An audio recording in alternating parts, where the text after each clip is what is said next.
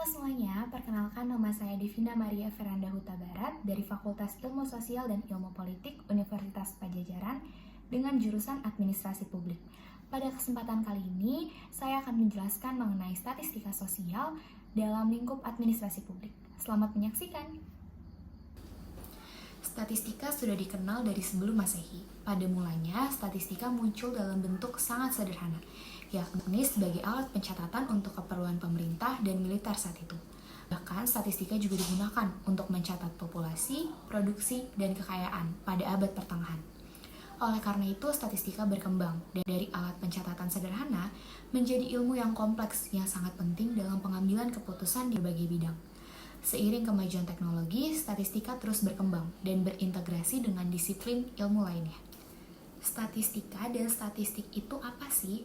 Statistika menurut Johnson and Bahtaraya tahun 1987 merupakan ilmu pengetahuan dan metodologi untuk perancangan proses, pengumpulan, penganalisisan, dan penyajian, interpretasi data, serta pengambilan kesimpulan atau generalisasi berdasarkan data tersebut. Sedangkan menurut Sujana tahun 1975, statistika merupakan pengetahuan yang berhubungan dengan cara-cara pengumpulan data, pengolahan atau penganalisisannya, dan penarikan kesimpulan berdasarkan kumpulan data dan penganalisisan yang dilakukan. Nah, kalau statistik apa? Nah, statistik ini merupakan ukuran atau nilai yang diperoleh dari pengukuran sebagian unit atau elemen yang ada di populasi. Mungkin secara singkatnya kita bisa simpulkan bahwa statistika ini merupakan ilmunya dan statistik ini merupakan nilai atau ukuran. Selanjutnya kita akan membahas mengenai data. Di dalam statistika kita mengenal yang namanya data dan pengumpulan data. Data merupakan keterangan yang benar dan nyata. Data juga dapat didefinisikan sebagai materi atau kumpulan fakta yang dipakai untuk keperluan suatu analisis, diskusi, presentasi ilmiah, atau tes statistik. Data diperoleh dari proses perhitungan atau pengukuran. Terdapat 4 syarat data yang baik. Pertama, objektif. Objektif artinya data yang dikumpulkan harus sesuai dengan keadaan yang sebenar-benarnya. Kedua, representatif. Artinya data harus mewakili objek yang diamati. Yang ketiga, memiliki standar error yang kecil. Dan yang keempat, relevan. Artinya, data yang dikumpulkan harus memiliki hubungan atau keterkaitan dengan masalah yang akan diselesaikan. Data dibagi menjadi 4, yang terdiri dari data menurut bilangan, data menurut sifat, data menurut sumbernya, dan yang terakhir, data menurut waktu pengumpulannya. Mari kita bahas satu-satu mengenai data-data tersebut. Yang pertama, itu data menurut bilangan. Data menurut bilangan terdapat data diskrit, yang dimana data diskrit ini merupakan bilangan bulat dan tidak dalam bentuk pecahan atau desimal. Contohnya adalah jumlah orang dalam ruangan yang dapat kita hitung 1, 2, 3, 4. Yang kedua, ada data kontinu. Data kontinu berbentuk bilangan dalam deretan yang tidak terbatas dan dimungkinkan dalam bentuk pecahan atau desimal. Contohnya adalah interval pengukuran, X lebih dari 0 dan X kurang dari 2. Yang kedua, data menurut sifatnya, terdiri dari data kualitatif dan data kuantitatif. Data kualitatif merupakan data berbentuk kategori atau kelompok. Data kuantitatif merupakan data dalam bentuk bilangan dan non-kategorikal. Yang ketiga, data menurut sumbernya, yang terdiri dari data internal dan data eksternal. Data internal merupakan data yang dikumpulkan dari dalam komunitas internal sendiri. Yang kedua, data eksternal, data yang dikumpulkan dari komunitas atau organisasi lain. Data eksternal terdiri dari data primer, yakni data yang dikumpulkan langsung dari lapangan. Dan data sekunder, yang dimana data dari lembaga atau institusi lain yang sudah mengumpulkannya terlebih dahulu. Dan yang terakhir, ada data menurut waktu pengumpulannya. Yang pertama, itu ada data cross-sectional, dikumpulkan dari beberapa unit observasi dalam satu waktu tertentu. Yang kedua, ada data time series atau deret waktu, dikumpulkan pada beberapa waktu yang berbeda. Lalu ada data panel, yang dikumpulkan dari beberapa unit observasi pada beberapa waktu berbeda. Kita juga mengenal yang namanya skala pengukuran. Skala pengukuran merupakan tingkat atau derajat nilai dari hasil proses pengukuran karakteristik yang dilakukan pada objek penelitian. Jenis skala pengukuran terdapat 4, yakni skala nominal, skala ordinal, skala interval, dan terakhir skala rasio. Skala pengukuran sangat penting untuk dipahami. Mengapa demikian? Karena skala pengukuran menentukan jenis dan kedalaman analisis statistika yang dilakukan. Pengumpulan data dalam statistika dapat dilakukan melalui sensus dan juga sampling. Sedangkan penyajian datanya itu terdapat dua pilihan, yakni pertama melalui tabel, grafik, diagram, dan yang kedua bisa dalam bentuk bilangan atau angka. Penyajian data menggunakan tabel bisa menggunakan tabel sederhana, kontingensi, distribusi frekuensi, absolut, relatif, dan kumulatif. Sedangkan penyajian data menggunakan diagram atau grafik terdiri dari batang, lingkaran, garis, lambang, peta, titik, campuran, histogram, poligon frekuensi, dan juga ogive. Sedangkan ukuran statistika terdiri dari gejala pusat, letak, penyimpangan, hubungan, dan perbandingan. Selanjutnya, kita akan membahas lebih dalam mengenai jenis-jenis ukuran statistik yang terdiri dari gejala pusat, gejala letak, penyebaran atau variasi, dan perbandingan atau indeks. Yang pertama ada gejala pusat. Gejala pusat adalah nilai yang menunjukkan kecenderungan data berkumpul. Yang kedua ada gejala letak. Gejala letak merupakan nilai yang diambil berdasarkan letak keberadaan data dalam kumpulannya. Yang ketiga itu ada hubungan, yakni nilai yang menunjukkan tingkat keeratan atau hubungan di antara satu kumpulan data dengan kumpulan lainnya. Yang keempat ada perbandingan atau indeks. Memiliki arti nilai yang menunjukkan tingkat perbandingan data yang diperbandingkan. Yang kelima ada bentuk distribusi. Bentuk distribusi adalah nilai yang menunjukkan bentuk distribusi yang dimiliki kumpulan data berdasarkan kesimetrisannya.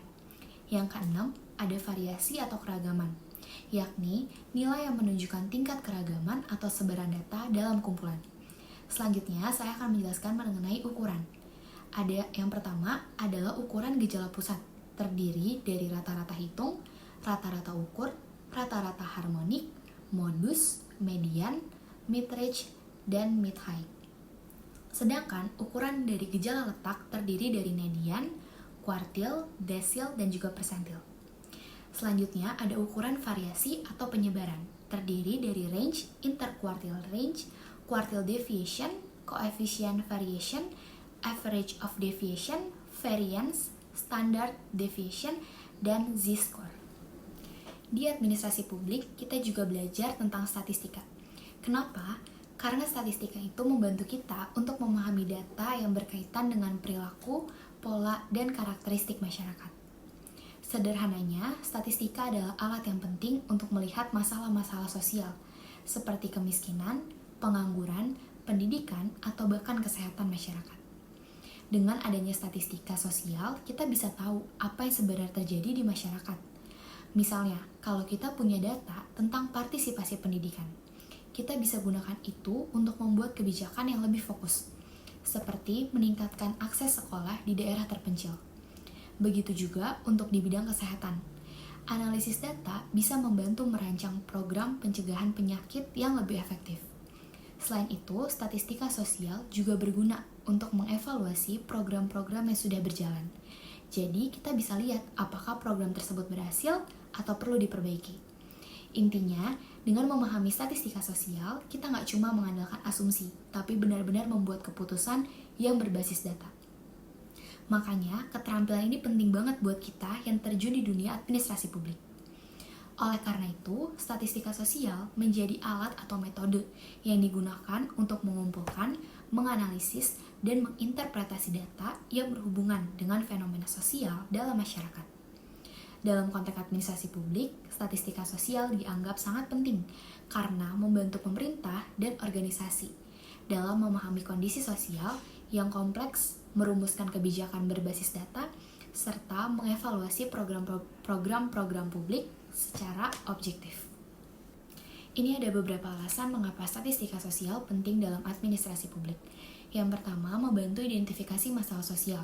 Statistika sosial memberikan gambaran yang jelas tentang berbagai masalah sosial, seperti tingkat pengangguran, kemiskinan, pendidikan, atau kesehatan masyarakat. Misalnya, data tingkat kemiskinan digunakan untuk menentukan daerah prioritas penerima bantuan sosial. Yang kedua, ada mendukung pengambilan keputusan yang tepat. Dengan statistika, keputusan yang diambil lebih terarah karena didasarkan pada data faktual, bukan asumsi semata. Contohnya, dalam merancang program pendidikan, data partisipasi sekolah menjadi acuan utama. Yang ketiga, ada evaluasi dan monitoring program. Statistika memungkinkan administrasi publik untuk mengevaluasi efektivitas program atau kebijakan yang telah berjalan. Yang keempat, itu ada membantu perancangan jangka panjang. Administrasi publik membutuhkan data statistik untuk merencanakan pembangunan yang berkelanjutan. Contohnya adalah data kependudukan yang digunakan untuk memprediksi kebutuhan infrastruktur, seperti sekolah atau rumah sakit di masa yang akan mendatang. Yang kelima, ada mendorong transparansi dan akuntabilitas. Dengan menyajikan data statistik secara terbuka, masyarakat dapat memahami kebijakan yang diambil oleh pemerintah. Hal ini meningkatkan kepercayaan publik terhadap pemerintah.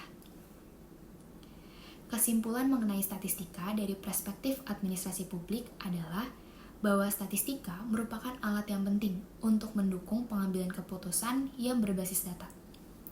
Dalam administrasi publik, penggunaan statistika memungkinkan pengelolaan sumber daya yang lebih efisien, evaluasi program secara objektif, serta peningkatan transparansi dan akuntabilitas.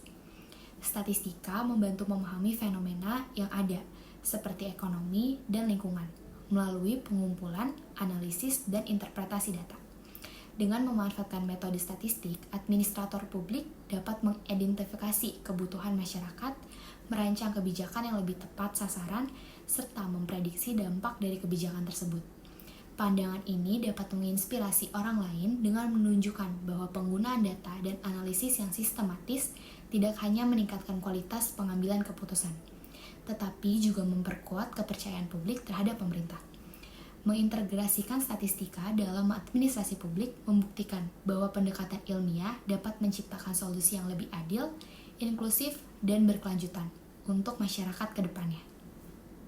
Sekian video mengenai statistika dalam pandangan ilmu administrasi publik. Mohon maaf jika ada kata-kata yang salah. Sekian dan terima kasih. Terima kasih sudah menonton.